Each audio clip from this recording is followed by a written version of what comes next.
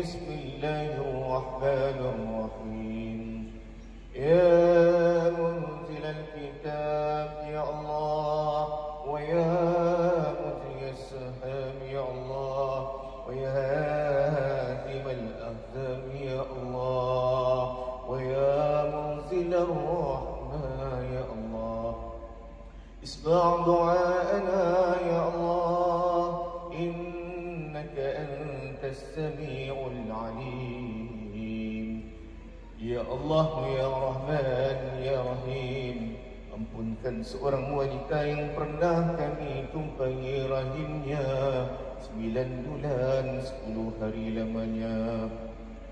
Wanita itu telah melahirkan kami hingga koyak isinya ya Allah, luka kulitnya ya Allah, tumpah darahnya ya Allah, bercucuran air matanya, menahan sakit dan derita. Itulah ibu kami ya Allah. Dari Al-Quran yang kami baca tadi, keberkatannya ampunkan ibu itu ya Allah. Ampunkan ibu yang tidak pernah kenyang makan minumnya kerana mengenyangkan kami.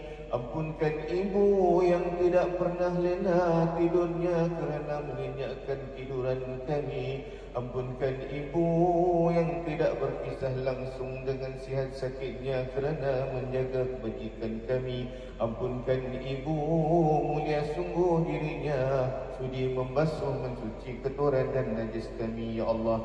Tidak pernah pula dia mungkit dan bersumut ya Allah. Ampunkan ibu yang tangan lembutnya selalu mengusap rambut dan wajah kami.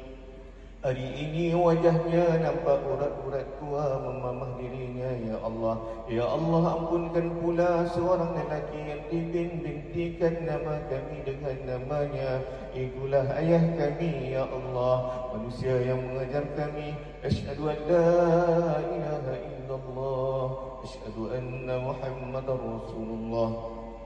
Dengannya kami kenal ketegasan di dunia ini, kami kenal peraturan dan manhaj hidup ini ya Allah. Kami kenal Engkau Tuhan kami kenal Nabi-Mu utusan-Mu ya Allah. Kami kenal bahawa akidah yang sebenarnya mesti dipegang sehingga akhir hayat kami.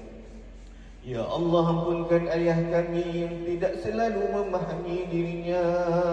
Ampunkan ayah yang air matanya hanya untuk-Mu, resah gelisahnya hanya diceritakan padamu, rahsianya hanya Engkau yang tahu. Ampunkan ayah yang bertanya kabar melalui lisannya ibu, yang menghulurkan wang saku melalui lembutnya tangan ibu, yang selalu memandang kami ketawa kecil, tersenyum lebar dari jauh.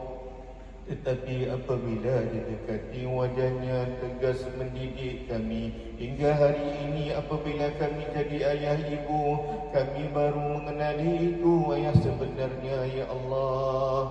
Andai kata mereka berdua masih ada, Engkau sihatkan mereka, panjangkan umur mereka dalam kewajiban kewarasan ya Allah.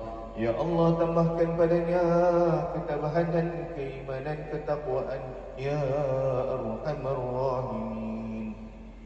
Andai kata Engkau mahu ambil dia mereka berdua dari kami, jangan Engkau sakiti mereka ya Allah. Jangan sakarat itu membebankan mereka ya Allah, seperti mereka selalu mendudukan kami ya Allah. Lembutkan urusan itu ya Allah. Andai mereka telah pergi bertemu denganmu, lapangkan kuburan mereka, indahkan mereka dari kegelapan yang lahat ke dalam surga-Mu yang luasnya tidak terperi. Kurniakan mereka nikmat yang abadi. Rabbana atina fid dunya hasanah wa fil akhirati hasanatan wa qina adzabannar. Wa sallallahu ala sayyidina Muhammadin nabiyyi wa ala alihi wa sahbihi wa barik wasallam. Walhamdulillahi rabbil alamin.